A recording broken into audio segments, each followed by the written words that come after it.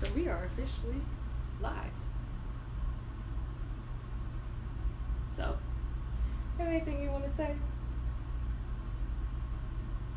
Of course not.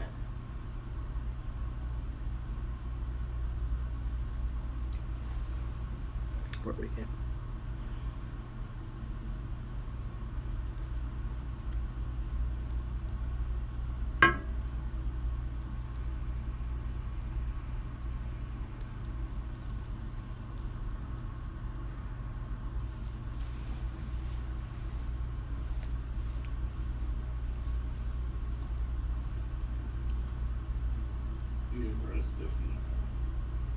He's watching TV.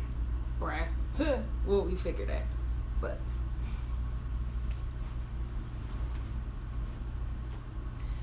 Well, ladies and gentlemen, it is the 8th episode.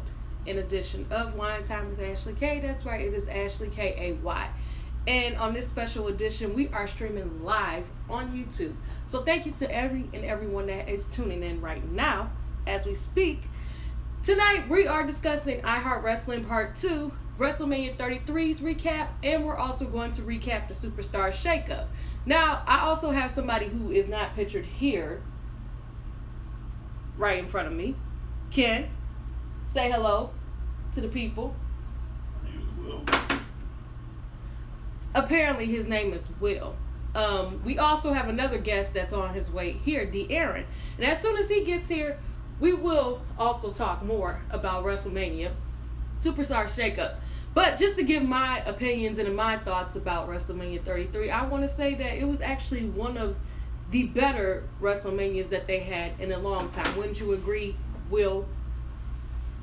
I was in the building, so of course I would. Yeah. Oh, so why don't you tell... WrestleMania, I'm mad is awesome, but you wouldn't know that because you haven't been to it. Shut up. So why don't you go ahead and tell the wonderful and awesome people what your experience was like? I don't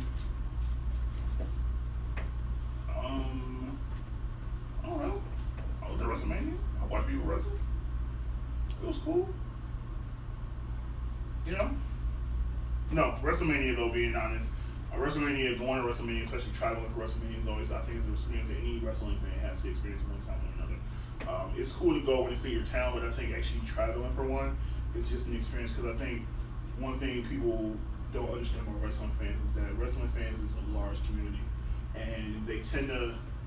It's a very diverse community. You can have people from all over the country, all over the world, that don't know each other, but they're connected through this thing that they're fans of and they love for. And so I can sit in a stadium full of people I've never met, and we feel like we've known each other for 15 years. And we're talking about wrestling, and it's a camaraderie here, so it's a really great thing. I love it. She still has a camera pointing on me. Of course I do. I'm not okay with this, so I'm gonna cover my face now. Oh, whatever. But, the beautiful thing about going live is that anything can happen when we are live. So, he just walked in, ladies and gentlemen, my brother, De'Aaron. Come on, man.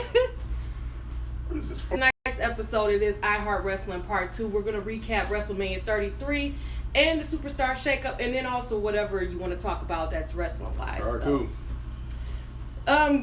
We know that you kind of steer away from WWE for personal reasons. Mm-hmm. So, what thoughts do you have about this year's WrestleMania? Because talks is that this year's WrestleMania has probably been the best WrestleMania that's been out in a long time. So, I can't say that. He went to 30, so he really can't say that. okay. Exactly. I mean, now consider what WrestleMania was last year. Yes, it was a lot better than 32. Now, granted, I didn't see it myself. I caught clips. I have a friend who would send me clips as as everything was happening and stuff. So, Right. But I will say this though, it reminded me of 31 though, because everybody thought 31 was going to suck. Yeah. And 31 ended up being pretty good. Are you saying I was there? I was there for that one too. Yes, you was. Yeah, you were too. I was too. Yeah. I wasn't. You should have. I know. She needs to. It's the first thing I said. I said, if you're a wrestling fan, you need to travel for a wrestling. Yes. No, yes, and honestly, traveling for a WrestleMania and having a WrestleMania in your backyard is totally different things. Two totally different things. Because when WrestleMania was here in Detroit, I was working. I was at work at 7 o'clock in the morning, getting off at 3:30, heading downtown for the event, and by the time Sunday came around, I was dead. Yeah. Compared to being on vacation, exactly, and being able to just do what you want to do, enjoy the little manias, you really get to see how big the wrestling community is in general.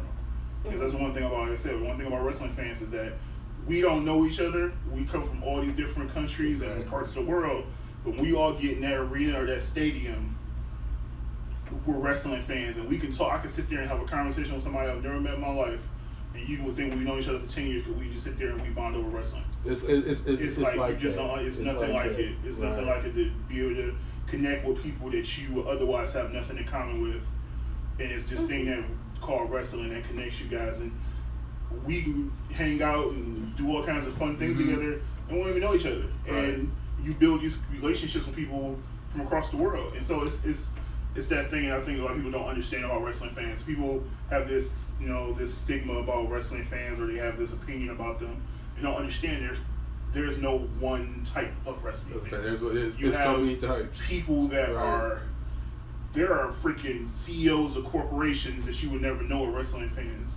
I mean, there are plenty of people that from every walk of life, every social status, every financial, every economic status that are wrestling fans.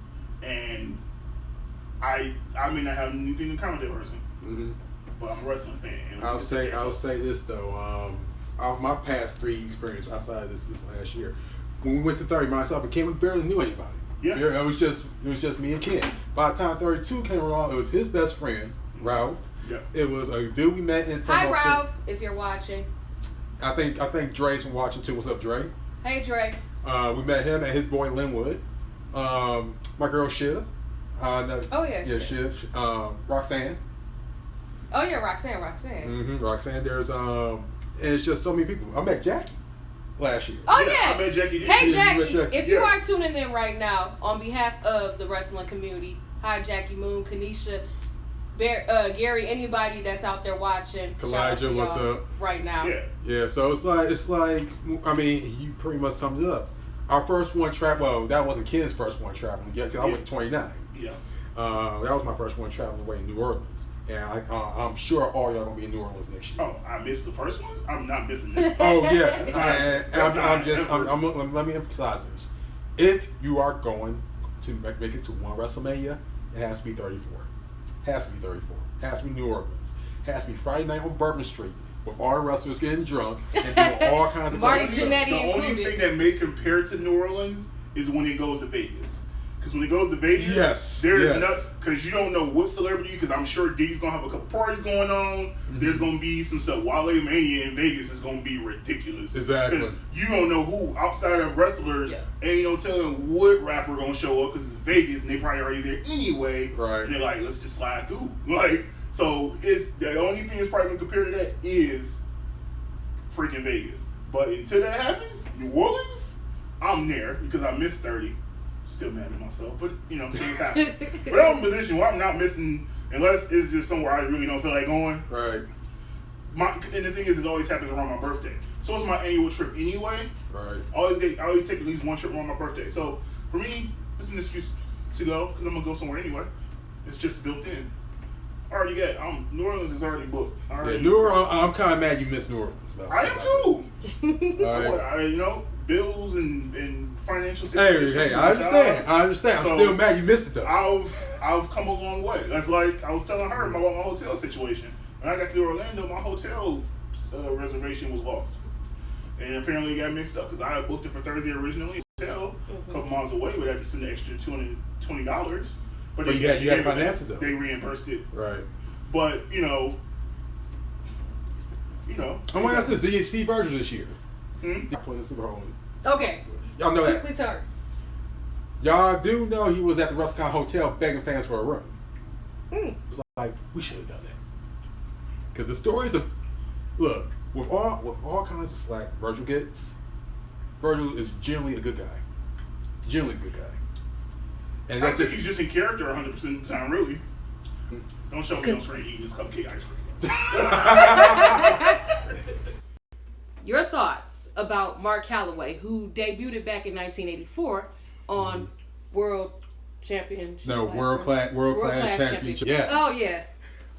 Forget. Now my favorite memory. I know you can probably ask. My favorite memory actually happened in the ring. You know what my favorite memory of Undertaker is. If y'all don't know, almost 2 years ago, I met Taker in Chicago. I asked him to Google me. He did.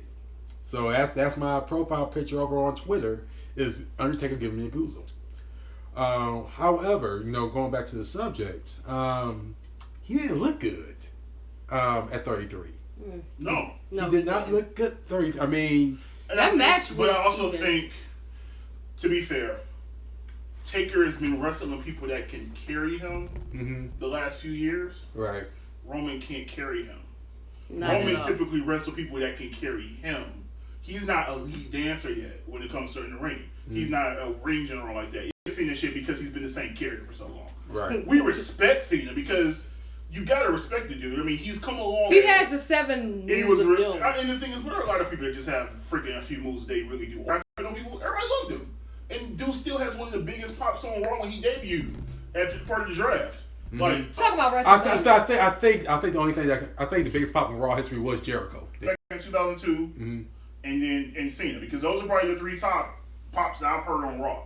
And so you can't. So they had let it drag out a little longer, but I think they were waiting. They had just waited till because they wanted to do it. It had only been gone for like 2 weeks. It was like, what the hell? And then it wasn't. It was done. The way it was done was just weird. So I mean, I understand it, but it's like and like I said, people say, well, it's hard to carry. I say, yeah, Cena wouldn't have that issue.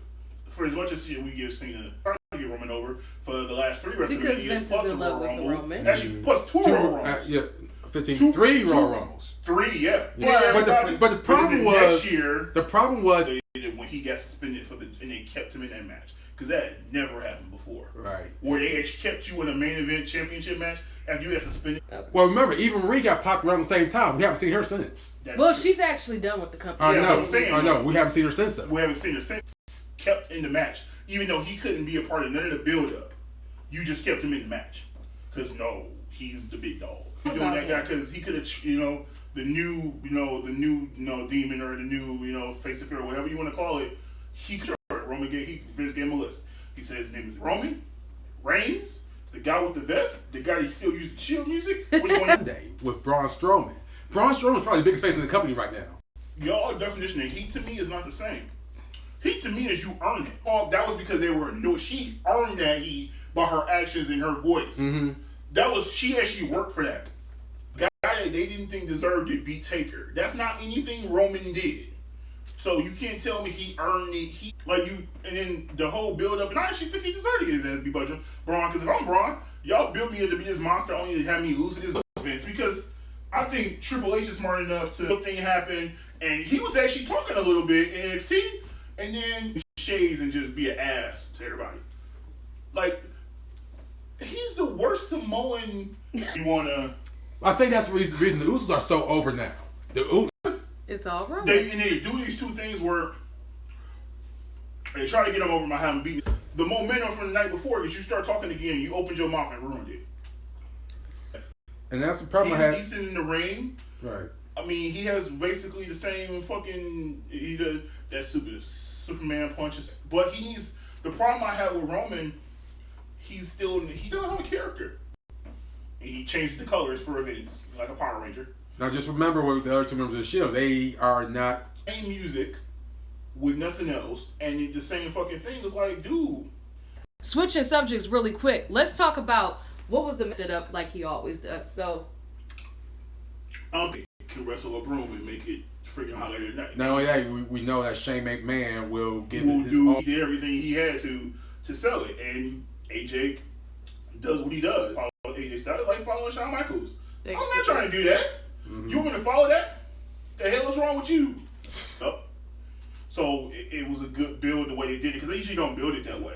They don't usually build it at WrestleMania. But I mean, I think that's a new trend they're starting with. Because what we're seeing now is sell the wrestler to the fans. Because we know there's a generation of fans out there. Even though TNA was great in the mid 2000s, I can't count them because they were on Fox Sports Net at the time. They're at their peak. They were in a whole game in the change. Right. Oh, I'm gonna come in and bring the nasty boys in. Really? No, the big. And you try to go head to head. The WWE has to get these fans conditioned to what really wrestling is. Don't understand. They don't have an aspect of that. Like me and Collier. I'm not. Then you have a feature match, and the feature match will have some type of interference or some type of dirty triggers. Now, so if you're watching something from like back in the 80s and 90s, it's like, oh, this is not impressive. No, it. Pay-per-view, everything is done for the next event, and it's like you're trying to build up, and it's like, okay, well. Well, you have 4 major events, so you have probably about 4 Saturday nights main events. No, it broke on its own, but go. Oh my god. The casual WWE fan wouldn't have any clue.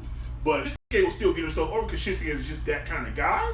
Mm-hmm. But I don't think it would used to that style. Mm-hmm. If you don't watch New Japan wrestling, right. He's because when he started out, when he started being a character, which is what separated him from a lot of guys. Same thing they with the right now.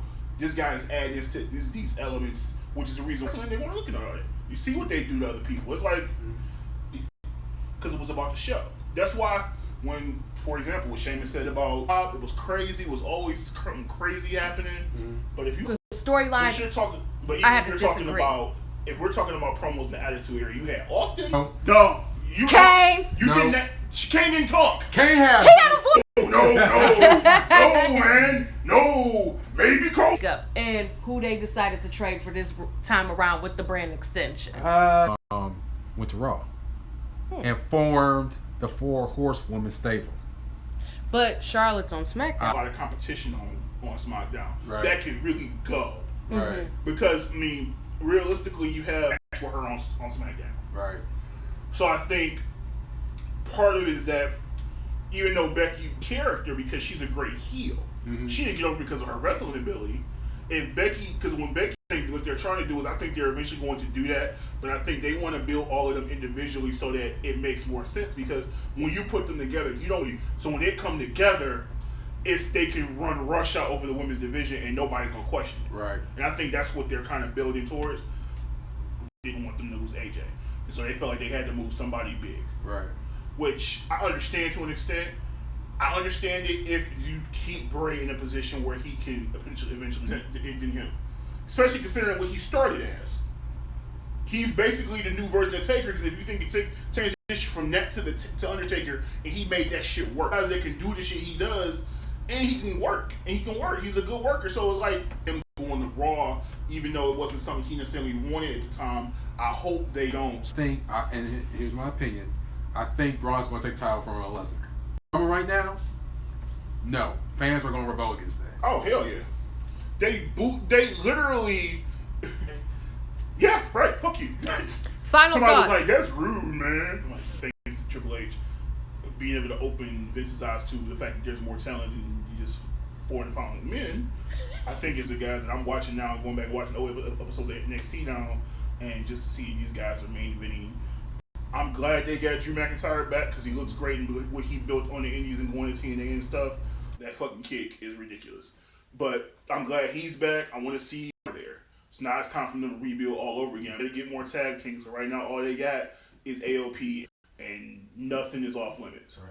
Now, the big problem with that, though, WWE now, you got people who can go to New Japan and stay at home. And get... New Japan is this. I love New Japan. I love wrestling. But the casual fan is not going to... It's going to take more for them being here. I just hope they know that them just doing what they do fans are great. You can't just survive off a diehard fan because the fans are here are just different. Their connection to ROH helping here, it's going to take a lot. And so I think a lot of times what's going to happen for them being able to get exposure all over the United States. There are also going to be guys going to be like, but this is, I get like things that WWE can offer you as a performer are going to still be an advantage to casual fans. To the diehards. Casual fans probably don't know WrestleMania. And how about $5,000, $6,000, $7,000, $8,000? Exactly. That's what I'm saying. De'Aaron, final thoughts. Final thought is 2017 is going to be interesting. So in terms of that, you got change in New Japan. The whole because I understand why people won't, because it's like they don't want WWE behind them, where it's like an independence. They keep them as running as their own entity. Kind of like what they do with Progress now. Exactly. If they do that, because then you can have two great. It really needs to be a SmackDown thing, because that's the whole reason it's on there, is because they just need time to fill. But whatever the case may be, out in the United States, I think that gives those guys another chance to really get, which is good the way it is. I mean, it's. Would you like 50? I don't. It's your first title. Like, and I understand, driving. I don't want to see everybody get swallowed by WWE because we've seen that story before. But if they do it right, Did they cancel their show on Channel 20? I don't see it. The downside that work for anybody in the United States was freaking ECW. That's because it was like Jerry Saturday Springer Night was a good thing. Jerry Springer was crazy, and so it was different. He was too late. Yeah. Until Vince McMahon dies, we probably will still have to look at W here named Ken or Will. I don't know which identity you go by. Follow me on Instagram at Ashley K. Leona. And you can... Peace. Fuck hoes, get money.